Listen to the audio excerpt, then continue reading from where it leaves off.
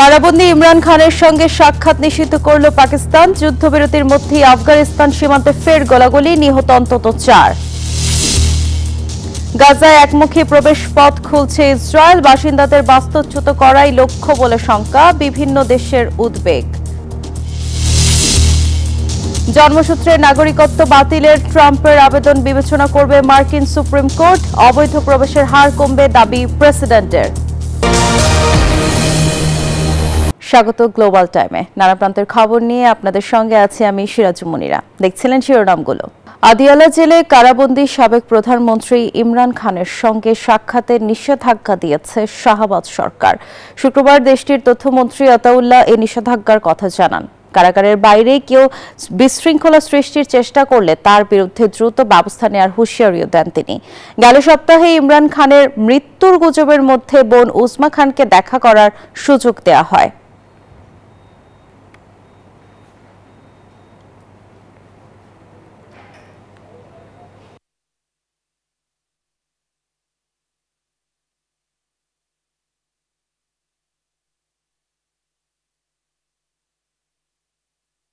আবারও সীমান্তে তুমুল সংঘাতে জড়িয়েছে পাকিস্তান ও আফগানিস্তান। এবার গোলাগুলিতে নিহত অন্তত 4 জন, আহত আরো বেশ কয়েকজন।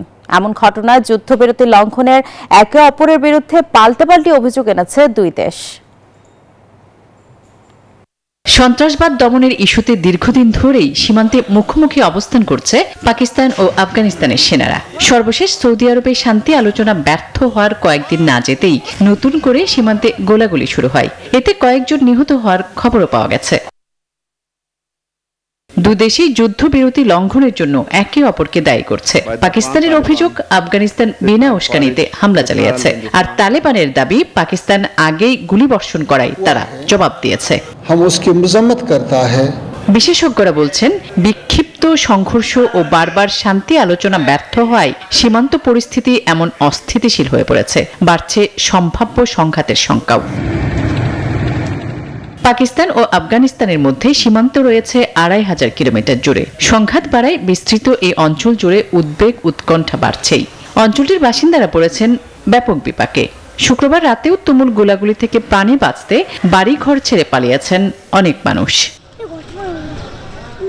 আসমা তুলি, নিউজ 24। গাজায় একমুখী প্রবেশপথ খোলার ইসরায়েলের সীমান্তে উদ্বেগ জানিয়েছে আরব ও মুসলিম দেশগুলো। গাজা থেকে ফিলিস্তিনিদের বাস্তুচ্যুত করার নেতানিয়াহুর এই কৌশল প্রত্যাখ্যান করেছে তারা। এদিকে গাজা ও পশ্চিম তীরে আগ্রাসন অব্যাহত রেখেছে দখলদার বাহিনী।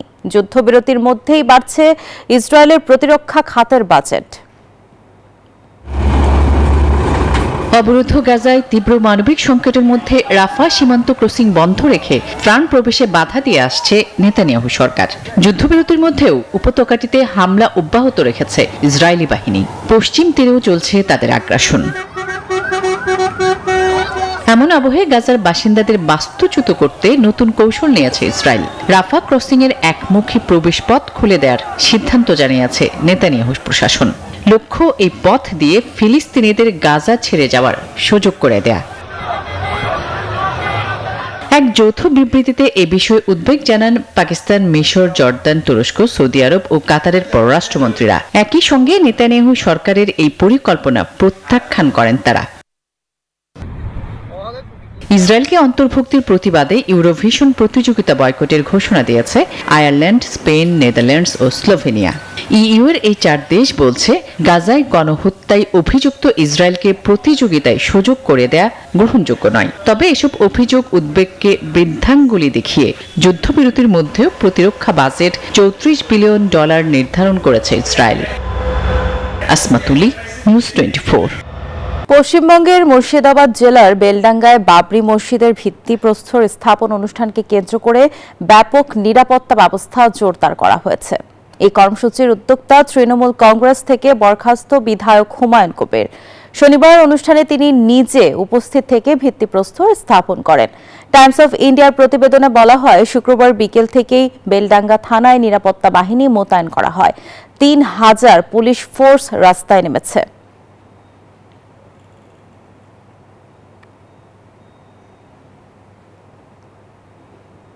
জন্মসূত্রে নাগরিকত্ব বাতিলের ট্রাম্প প্রশাসনের আবেদন বিবেচনা করবে মার্কিন সুপ্রিম কোর্ট। নিম্ন আদালতের নিষেধাজ্ঞার বিরুদ্ধে সরকারের আপিলের প্রেক্ষিতে শুক্রবার মামলাটি আমলে নেন আদালত। ট্রাম্পের যুক্তি, এই সুবিধা বাতিল হলে যুক্তরাষ্ট্রে অবৈধ প্রবেশের হার কমবে। এদিকে শরণার্থী ও আশ্রয় প্রার্থীদের জন্য ওয়ার্ক পারমিটের মেয়াদও কমিয়েছে তার প্রশাসন। দ্বিতীয় মেয়াদে দায়িত্ব নিয়েই অভিবাসন ইস্যুতে কঠোর অবস্থান নেন প্রেসিডেন্ট ডোনাল্ড ট্রাম্প। অবৈধ অভিবাসী বা অস্থায়ী ভিসাধারী অভিভাবকদের সন্তানদের জন্মগত নাগরিকত্ব বন্ধে নির্বাহী আদেশে সই করেন। তবে নিম্ন আদালত আদেশটি আটকে দিলে বিষয়টি গড়ায় সর্বোচ্চ আদালতে। এরই ধারাবাহিকতায় ট্রাম্পের নির্বাহী আদেশ সংবিধানের 14তম সংশোধনীর সঙ্গে সাংঘর্ষিক কিনা এ বিষয়ে শুনানি হবে সুপ্রিম কোর্টে। যদিও এখনো শুনানির দিন ঠিক করেননি আদালত। রায় পেতে কয়েক মাস লাগতে পারে বলেও ধারণা করা হচ্ছে। ট্রাম্প প্রশাসনের দাবি, যারা অস্থায়ী বা অবৈধভাবে যুক্তরাষ্ট্রে আছেন তাদের সন্তান নাগরিকত্ব পাওয়ার যোগ্য নন। অবৈধ অভিবাসীদের যুক্তরাষ্ট্রে প্রবেশের জন্য একটি বড় প্রলোভন হিসেবে কাজ করছে পুরনো এই বিধানটি। মার্কিন সংবিধানের 14তম সংশোধনীর প্রথম বাক্যেই জন্মসূত্রে নাগরিকত্বের নীতির বিষয়টি বলা হয়েছে। সংবিধান সংশোধনীর মাধ্যমে এই সুবিধা বাতিল করা যাবে, তবে তার জন্য দরকার হবে প্রতিনিধি পরিষদ ও সিনেটে 2/3 সদস্যের ভোট এবং 3/4 রাজ্যের অনুমোদন।